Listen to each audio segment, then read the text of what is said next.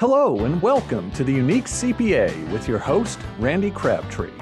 Our commitment is to our thriving community of accounting professionals who are physically and mentally healthy, fulfilled, and energized by their work, with the ultimate goal of elevating the reputation of the best profession in the world. The Unique CPA is brought to you by randycrabtree.com. Log on to learn more. Today's guests are Sarah Elliott and Brian Kush, co-founders of Intend to Lead. At Intend to Lead, Sarah and Brian work with accounting firms to develop conscious, self-aware leaders, pretty cool, who build healthier, more intentional cultures, even more cool, especially at critical career transitions. One of those transitions is becoming partner. Through their coaching work, they keep hearing the same challenges show up again and again, which led them to create the New Partner Experience Survey.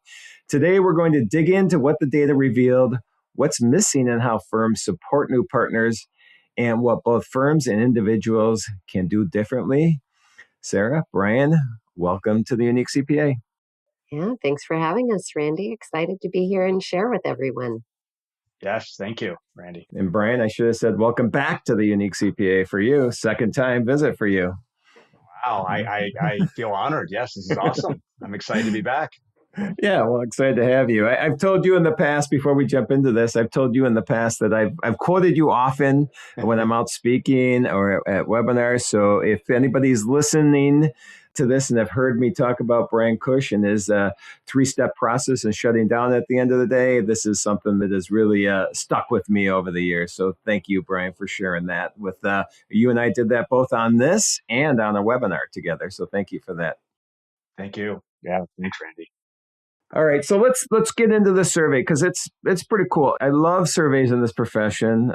We do one for the profession, and it's just when we see these surveys, we just find such excellent data that we can use to help support the profession and help the profession be the best it could possibly be. So when you were trying to decide, or when you did decide that a survey was something you needed to do, what caused that? What were you looking to discover, or what was the problem you saw out there that you needed to get data on to figure out how you could address? Yeah, I guess I'll start out and just say that Sarah and I have done a lot of work over the years with new partners, Randy.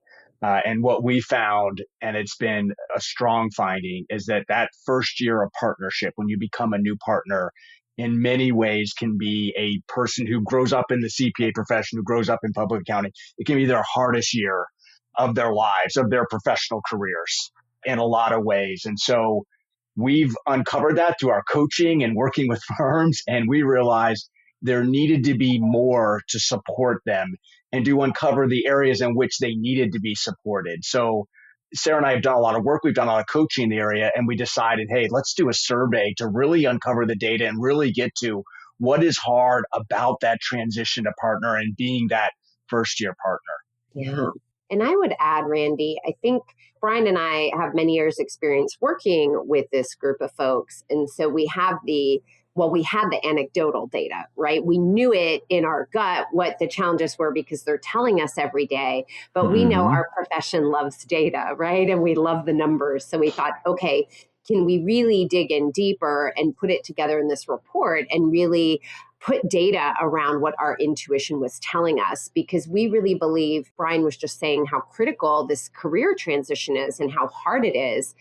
And I remember it from my own promotion to partner years ago when I was still in the profession. It is tough because you feel like you're at the top of your game and then you get promoted and you're excited, right? You've climbed to the top of this mountain and you get there. And so often you feel like you're starting over and you don't know what you're doing. And it's this whole new world out there. And it's very, it can be very confronting. And we just feel like we need to support this group more because this group, I think, is critical to the sustainability of our very profession. Because if we don't have these younger partners coming up and feeling confident and supported and wanting to make the impact they really need to make, we won't be able to face the challenges that we have ahead of us. Yeah, I agree with that completely. It is I'm old, so I've been around this profession for a long time. And the last 10 years or so, when I'm up and talking to people I've been talking to people in the profession for a while, but it's become more of my job now. It just seems like there is confusion on what it even means to be a partner and and there's a lack of transparency. One of the biggest things is, and I wasn't going to jump into this first, is just what the income, potential is at partner. And I don't think people know that. But before we even get to that, I know there was some key challenges that you kind of highlighted that happens in that first year. And I just want to go through the list real quick. And the first one that was highlighted was making space for increased responsibility and self-care. So that's okay, I got increased responsibility, but now I'm supposed to take care of myself too. We don't think about that as in this profession. It's like, I got to work. I got to put my nose to the grindstone. So what was that challenge and what did you learn from it? What are we trying to solve now with this information we discovered with this first challenge? Yeah, I guess I can maybe start with this one, Brian, because I speak about this one a lot. What was interesting that we found in the survey, Randy, was when we looked at actual hours, around 30% of respondents said their hours went up. 60% said they stayed about the same. 10% said their hours actually went down. So if you think about that, they are feeling the stress, the intensity of those additional responsibilities, but 70% are not actually working more hours, right? If we're following the math on that. So interesting, what is going on? So that transition feels so new and different because your day-to-day looks different as a new partner. So again, I think it's the intensity of your hours feels different rather than the volume, right? So they're responsible for growing the business now, more firm administration, leadership. It's hard for them to let go of the work that they're used to doing, right? What got them here to partner won't get them where they need to go as a partner. They've got to shift from the doing to leading, shift from tactical to strategic. So that's just a lot for folks to handle. And it's, as you said, Randy, it's really easy to just sacrifice ourselves and say, more hours, just I'll burn out. And we all know that that's not the answer. So we've got to support, our new partners have to support themselves. Yes. And we have to give them permission, I think, as leaders, and remind them how important it is to do that. Right. The self-imposed responsibilities and the way that they look at, now I'm a partner, I've got to be able to do all of these things. And so, like Sarah said, it's not even always that the hours are going up, it's the intensity of the hours that they are working and putting that pressure on their shoulders, right? And saying, now I'm a partner. I wanted this for so long. Now I'm doing this. Now I've got to excel in it. And the idea that, hey, you know what, maybe I need to step back and ask myself, how can I excel in it physically, mentally, spiritually, all of the above, right? And like Sarah said, really prioritize self-care when, unless you're intentional about it, you're not going to do that in that first year because you're putting so much pressure on yourself. Yeah. And so that goes back then to that, do we prepare people to become partners? I mean, are we really, hey, we're hoping you come into this organization with this goal of becoming a partner, but do we ever tell them along the way what that means? Because it sounds like often they're just thrown in blindly to this position and like, okay, now you're partner, go do your thing and make sure you still bill your 2,000 hours or whatever, but now you're going to lead too. And so is there more management training skills or leadership training skills that need to come in so that they are more prepped, so they don't put this extra stress? What do you see the solution there?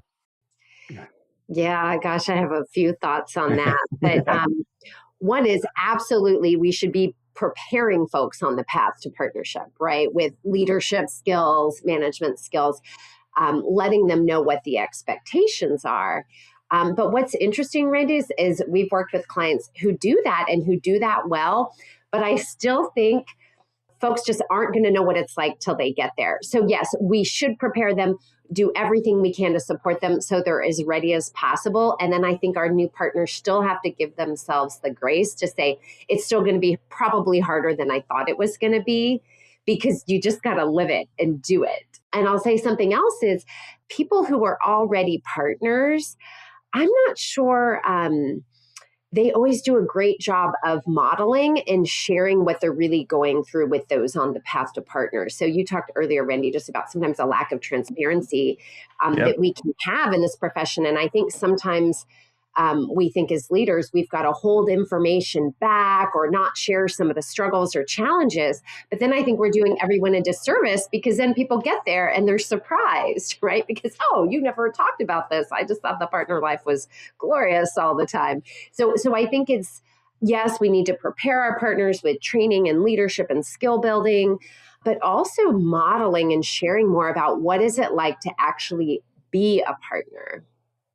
Yeah, I was going to say there's a good distinction there. We spend so much time trying to climb the mountain, right? To become a partner. But that's different than actually being and sitting in the seat of a partner. So like Sarah said, we've coached many people that when they are a little more intentional and they think about not just making a partner, but what's the lifestyle I want when I sit in that seat, right? They're going to probably do better. But also, like Sarah said, they also need to realize that first year is not easy and it's not predictable in a lot of ways.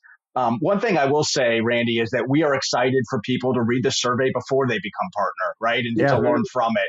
That's one of the big benefits. When you become a manager and you just think about becoming a partner, maybe it's 5-7 years off, right? We think it would provide you a lot of planning opportunities if you read the survey early. Yeah, and I'm sure this data and the survey in general is, I can see this becoming this workbook for partners. I assume you might have ideas already, but this is the path to partner. This is what you need to know. These are the things that are going to help you that survive, especially that first year. But Sarah, I want to go back to one thing you said. I think too often leaders, partners in organizations are afraid to show that vulnerable side of them, afraid to show, I have to be stoic. I have to show that I'm the strong leader. I can't show that I make any mistakes. I can't show that I don't have all the answers. I can't show that I struggle with something, whether it's in business or personally. And that is, I think, completely backwards from what leaders need to be. I'm going to go on my rant here for a second. But for me, vulnerable leadership, and I've studied this, not as deep as I want to, even deeper I want to go into it. But the bottom line is when you display vulnerable leadership within an organization, it increases positively just about everything within that organization. You can't be innovative and creative if you're afraid to show you made a mistake. And so if we could, even before we get to those first year partners, if we can just start training people and organizations the importance of vulnerable leadership, you're both shaking your heads. So I assume you agree. I'll let you jump in on how you think this could have an impact on organizations, firms. I mean, we want you to rant away on that, Randy. Just keep going on that. Yeah, we couldn't agree more. We've learned over the years the power of being vulnerable first as a leader, what it means to be a leader who does that. And Sarah and I have actually found in a lot of our training programs and a lot of the ways we work with firms to help people prepare to become partner. And then when they sit in the seat of partner, that the idea that of developing your vulnerability skills is such a big part of that, right? And what we found is if you can support your people in a way where they're able to be vulnerable, and especially in a peer group, right? If you have a new partner group, it's a couple people at your firm, or maybe it's a large firm and there's lots of people in that cohort, and you can get them into a safe space where they can share and relate and sort of normalize what they have to go through and how hard it is. That can be extremely empowering. We found not only is it empowering in terms of confidence, because I'm not the only one going through all this tough stuff, but it does help them develop those skills, those relational skills and those vulnerability skills that are a key in today's profession. That we couldn't agree with you more on that. Yeah. Something that's really amazing to witness is when Brian's saying in these cohorts, right, these cohort groups that we create and in the small group coaching that we do, it actually builds their confidence to share their challenges. Yeah. They can't even fully tackle all the challenges and solve them, but there's something about, wow, by sharing them and knowing, like Brian said, that that's normal and other people have that as well, they leave feeling more confident. And I think it's really interesting because we tend to compare ourselves what we know is on the inside, kind of our messy insides, to everyone else, what they show the world on their nice, clean, polished outside. Yep. And then, Brian and I are privileged to do a lot of coaching for some amazing leaders in this profession. And I don't know about you, Brian, but I would say I haven't met one yet who thinks they have it all together. But yet we all look at each other and think everyone else does, right? So that vulnerability, it's this connective point. It helps us normalize our experiences, connect with one another on that human level. Like you said, Randy, it fosters more innovation and creativity because we're not so afraid or pressured to be wrong or to look bad. It's like, oh, I put so much energy into putting the mask on for work and looking a certain way and making sure people think a certain thing about me versus, wow, if I actually use that energy instead to tackle a challenge or solve a problem, right? That just shifts everything. And this really shines through in the new partner experience, because think about it. I've now made it to new partner. I got to look good to everyone. I got to show that I belong. Sometimes what we found is there might even be people that get promoted to new partner and they're like, wow, I don't want the other partners to ever think that they shouldn't have invited me to this group, right? Yeah. So there's a lot of like, I got to look good. I got to look professional. I got to be the strong leader that everyone else sees. When in some ways it can actually be the opposite. When you're more vulnerable, when you're more apt to ask for help from others, that's the leadership that you need to use and to model for others. So it goes against each other. Yeah, that's one of my, if not top things that more people need to do in leadership is show their own vulnerability, because that just I can rant on that forever. So I'm going to stop. So, but there's another thing that I'm really interested in, and this is something I've been starting to study up on a little bit. I want to write a new keynote on it, and this is this whole like stages of your career. Like, you start in your career and you want to be the best technician, whether you're audit or accounting, tax, whatever. And you really dig into those skills. But then as you grow, you become this person that's gained so much knowledge and you've seen so much and you have these leadership abilities that you don't even really know because you're just concentrating on this technical. I know one of the things that you found in the survey is that this whole transition from what your prior role is, which is probably a lot more technical, maybe some business development in there too, as you're coming up to partner, but into this more strategic leadership role, which I think is so important. And we often ignore that. That was a challenge you found that was facing new partners. What did you find on about that? Yeah, well, if you think about it, Randy, just to go back to some of the things you just said there, in a lot of ways, the reasons people get promoted, especially early on in their career in this profession, is because they are good technically, right? And they're able to get the stuff technically accurate and right and all of that. And so they are patted on the shoulders. They are promoted for those reasons, right? When you become a partner at an accounting firm, there's more responsibility on you to not just be working on your engagements, but to be working above them, right? And to be thinking about what are the strategic things that I need to do as a business owner now. And so that's a big shift for people because they've been rewarded, they've been promoted, they've received positive feedback for all of the work that they've done in the past. And now, and Sarah and I say this a lot, they've got to stop doing the work and making it all right themselves and instead getting all the work done through other people. That is a big transition. Being a leader of leaders is a huge transition. And what that does is that allows them to do more strategic work, more strategic priorities within the firm. So that is a huge transition. That's hard. It's hard to give up the stuff that we are good at. Think about it. Now they're going to be doing new stuff that they haven't done before. They haven't sat at the seat with the other partners. And so what we tend to do is when we struggle with new things, let's go back to the stuff that I know I'm good at and people reward me for. So It can be very much a challenge for partners who want to contribute at that higher strategic level, but they've been good at and rewarded for the other work they've already done. Sarah, do you want to add anything to that? Yeah, I'll just add that it is hard to let go. And what we hear a lot of is, but it's not going to be done as well if I let someone else do it. And so there's a lack of trust there. And I think there's also unrealistic expectations because of course it's not going to be done at the level you're doing it because they don't have your level of experience. But again, when we shift our mindset to more of that beginner mindset, we shift our expectations of ourselves and others and say, okay, I've got to stretch out and try new things, and I'm not going to get it right the first time, and I'm not going to be perfect at that. And I've got to slow down and learn. And then I've got to remember that my people are doing that, right? When they're taking over the things that I used to do. And can I have more safety for them to fail and safety for myself to fail as well? And that makes our accountants, who are such high achievers, right? They got to partner because they're very high achievers. They don't like that at all. No. So just again, like, it's a mindset shift.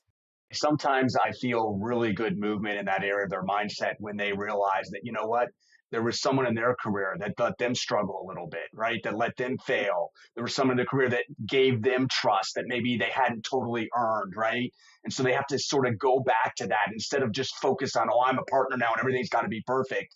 Think about the growing that we all go through and the struggles and the failures and the struggles to get to where they are. When they remember that and realize that and put themselves in the shoes of the people that they're trying to lead, they do a better job of letting go of some of that.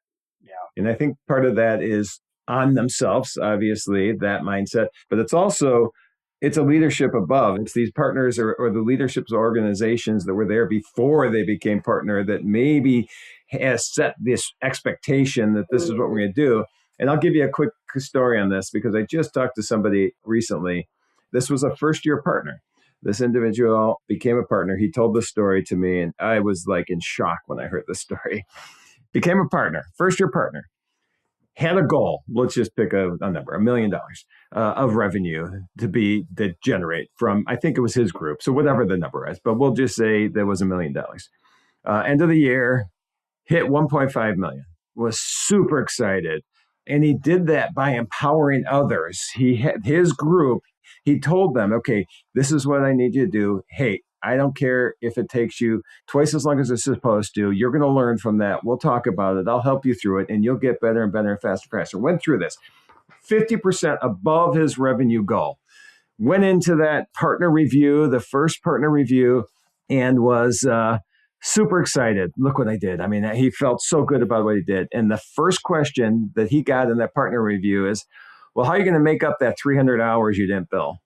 I'm like, what? He just crushed the numbers you gave up, and that's your first question that you gave up. And so I think my point is, I think you said mindset, both you and I love talking about mindset. There's a mindset in this profession that I think we are only worth the hours that we put in. And he just proved the difference there. How do we take this, what you're doing right now, and make sure it's not just new partners, but these partners that have been leading these organizations for a while realize the mindset that they've used for years is antiquated and we need to rethink these things. Gosh, there's so much in that story, Randy. What's interesting, one thing I'll mention about mindset, actually what stood out to me in that story was how interesting. You have someone who performed and blew their goal out of the water, and the first thing you're going to do is pick on a problem. So I think one of the things we see in accounting is we have this mindset of looking for the problem. Yes. Right? We're always seeking out the problem, the error that's got to be fixed. And that makes us really good at our jobs technically. Mm-hmm. But when it comes to leading people, like we need to shift that. We need to look for what is working and what can we celebrate here about ourselves and one another. And wow, for that person to go into that review and feel really honored and acknowledged, like, you blew this out of the water, way to go. What did you do? What worked? Like, there's so much missed opportunity in the learning, yes, and the growth and the support of somebody. So I think one big mindset shift in our profession is, hey, let's just quit seeking out all the problems when it comes to our people and look at what's working and appreciating that and learning from that, because there is gold to be had there, right? Like that person was doing something that others need to learn from. Yeah, and he was bringing up this next generation too. He was training them. He was giving them all the tools that he has been wanting to share with others, and then he just got shot down. It was crazy to me. Right. One thing, Randy, just to work off of this is that we did learn in our survey is that formal and transparent goal setting, right, where it's highly transparent. Hey, how are we going to measure success for our new partner, right? Yes. And we really encourage the partners to sort of take control of that process and say, hey, here's what my goals are, creating your goals, being intentional about it. What are my full goals, not just billable hour goals, but all my whole life goals, my lifestyle goals, all of that. But also having transparency and being on the same page with the firm. So you don't get to a place that you just described where it's like, we're measuring apples over here and you're right. doing awesome with oranges over here. Yes. I will say this also, the idea of the billable hours lifestyle, the idea of what we value at a firm, that is a traditional challenge that we have. And again, points to why we need new evolved leadership in our profession. And we need our younger partners to challenge the status quo on that. I'm sure we could do a couple podcasts just on that topic, and get all fired up about what we always value or what we should be valuing in our profession. And again, not to say that's the wrong value, just that we need to challenge what's working for everyone. I agree. Because if we start talking about hours now, you won't stop me. So I think billable hours, I think that is the thing that creates the, when we talk about burnout in this profession, I think that's the number one is I'm only worth the number of hours I put in. If I want to get ahead, I got to put more hours in. And that's just if that's what you see around the office and that's what's being modeled and that's the one way to be successful, I can see how mentally that can burn people out for sure. Yes. Yep. So, all right. So let's go. It's funny that the challenges you have found in this survey that really tie into what we were just talking about. And one is that this could be part of it is navigating firm politics is one of the biggest challenges they found. So what were you seeing in that challenge that new partners were dealing with? I mean, I can start on that one. It's very intimidating in general, right? Just generally speaking, what we see with our new partners is you are now sitting at the table with people who used to be your bosses, and you're wondering, what is my place? I have things to share. When is it okay to share? Sometimes I don't even know what they're talking about at the table, and there's context I'm missing from years before I was here. Maybe there's some business experience and savvy that the other partners have that they haven't quite gained yet, right? Because they don't have the experience. And, Brian mentioned this earlier, there's pressure they put on themselves of not wanting to look bad or ask a dumb question because I don't want those people who promoted me to regret that. So I want to show that I know what I'm doing, but I don't. And oftentimes, too, what we see is there's a real desire to make change. They wanted to become partner because they want to make a difference. And they put this pressure on themselves to say, now that I'm in the seat, I've got to make change like yesterday. And wow, that's a lot when we just talked about all the changes they're already making with day to day and getting the work done and getting work done through others and having more leadership responsibilities and strategic mindset, right? And now you think you've got to change the firm. Right. And Sarah, they're the bridge, right? They've been the manager in the past and they've been part of the people down there, right? And they see all the change and now they're in the partner seat. So they put that pressure on them. Oh, I'm going to be the bridge between the change that the younger people want and maybe the change that the partners are resisting. And once I'm partner, I'll be able to make that change and I'll be able to make it, quickly because I know what I want. And then I'll be a partner and I'll get all the authority I need, right? Yeah. Well, the other thing that's happening too is since they are that bridge that Brian mentioned, they are hearing the things, right? The people that are on their teams, they're coming to them because they feel more comfortable as a newer, younger partner, most likely. And so they're sharing things and they want to help and make the change. But then oftentimes they're not even privy to all the information when firms are making decisions. And so they're trying to be a bridge, but sometimes there's a disconnect. And that is really challenging in year 1, 2, 3, first 5 years. It's challenging, especially, like I said earlier, when you're navigating all the other things that are required of you in that transition. Yeah. All right. So one last thing I want to talk about in the challenges that you saw is that we talked about lack of transparency in general, but what really about just partner compensation as well and the unknowns going into that. What have you found in that with the survey? Yeah, so I'll actually share some of the numbers first, Randy, and then some of what we hear behind the numbers. So the survey found that a majority of new partners, so almost 60%, receive higher comp upon promotion. 25% said the same comp. The rest make less than they did again. So year of promotion compared to the year prior. Okay. But here's what's really interesting.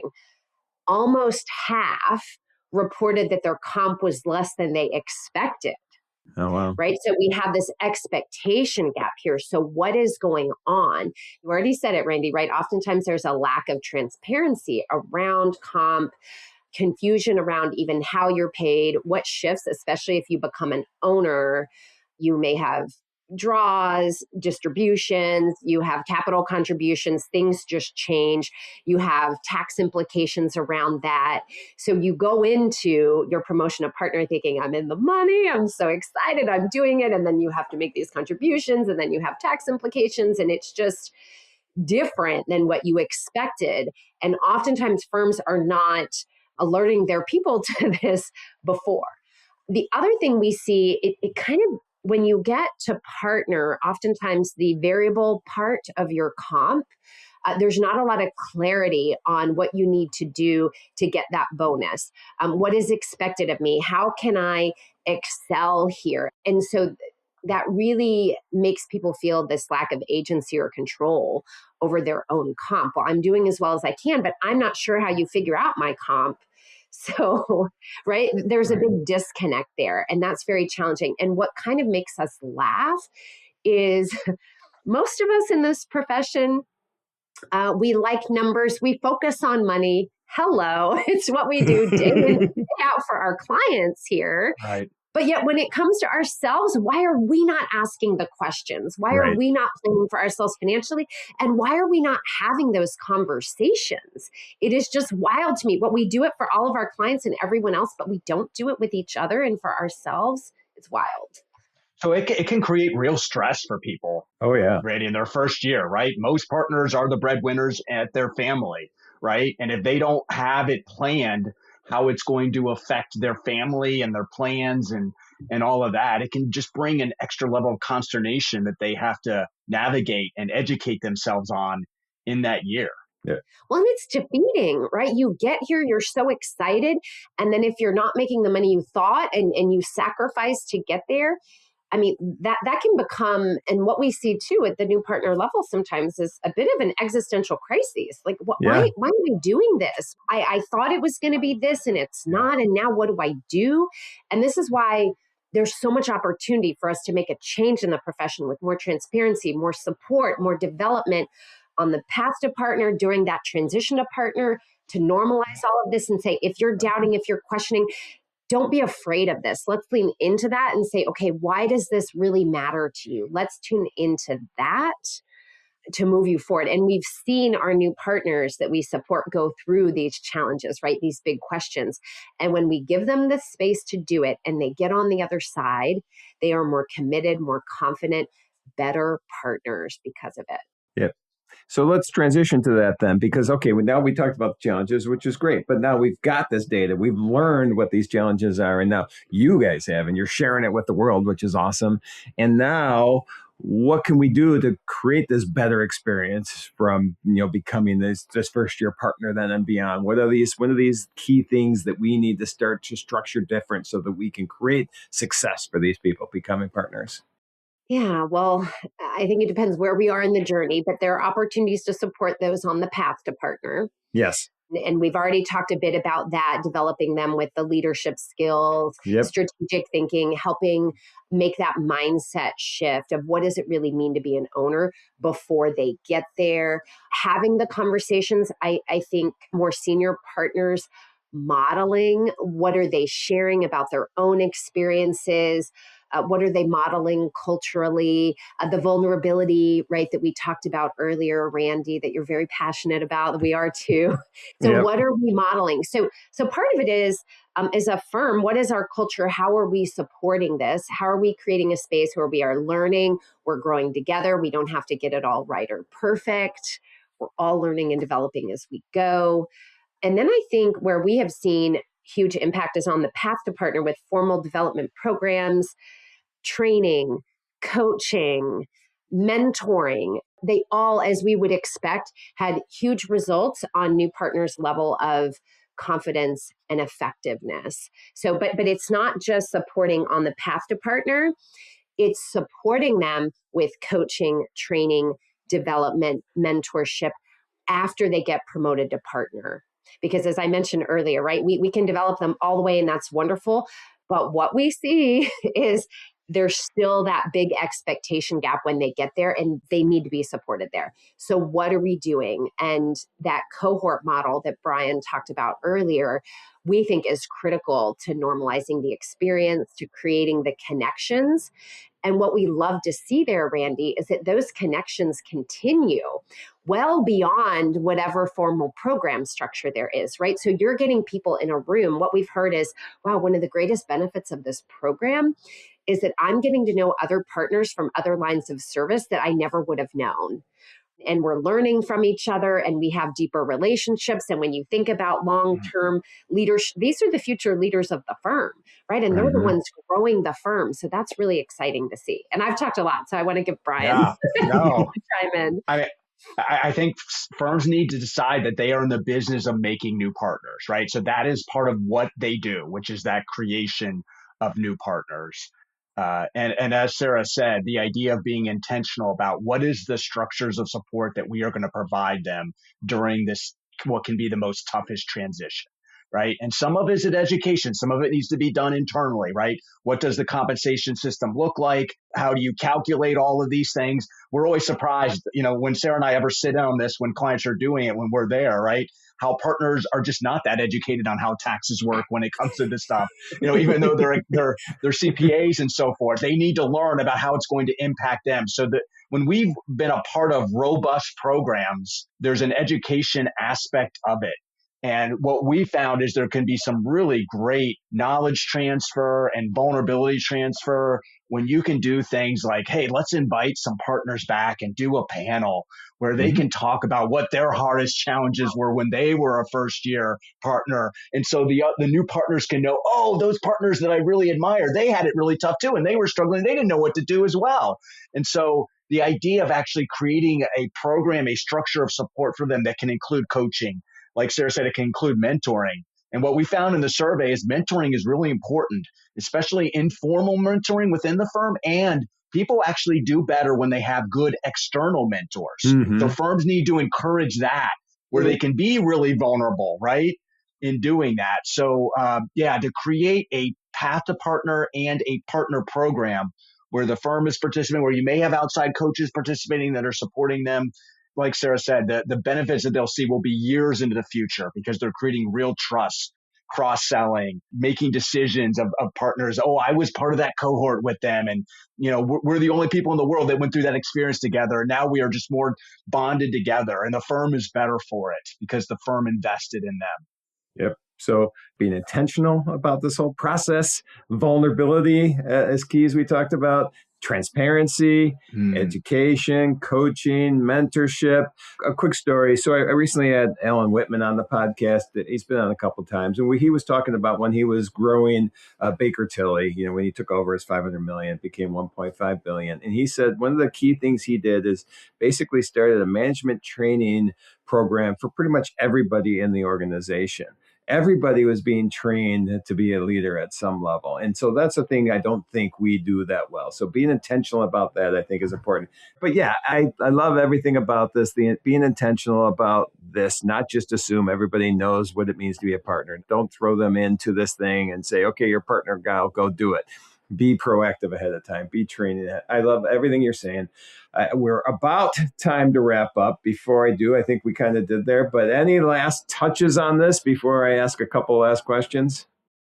I just get excited about the possibilities for our profession when we can show up more for our new partners because they are the future.